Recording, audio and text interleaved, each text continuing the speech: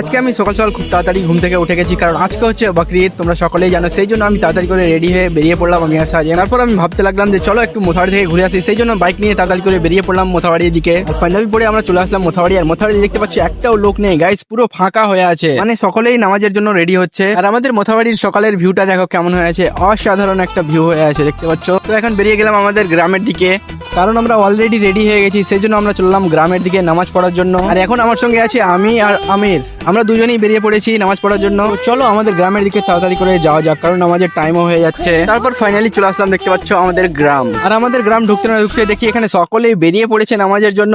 চলো তাড়াতাড়ি করে যাওয়া যাক।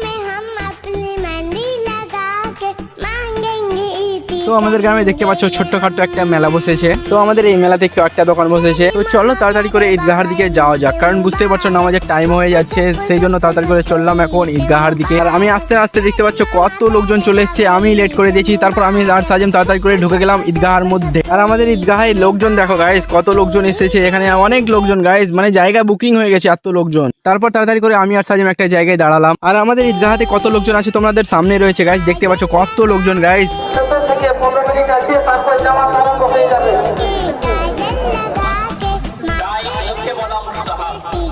তারপর আমাদের কাছে চলে আসলো আজিজা, চলে আসলো আমাদের কাছে। তারপর ঈদের নামাজ পড়েই আমরা বেরিয়ে পড়লাম বাড়ির দিকে। ঈদগাহ থেকে বেরিয়ে দেখি লোকজন অনেক গাইস, যেখানে জাম লেগে গেছে পুরো। তো এখন আমরা যাবো মাজার জিয়ারত করার জন্য।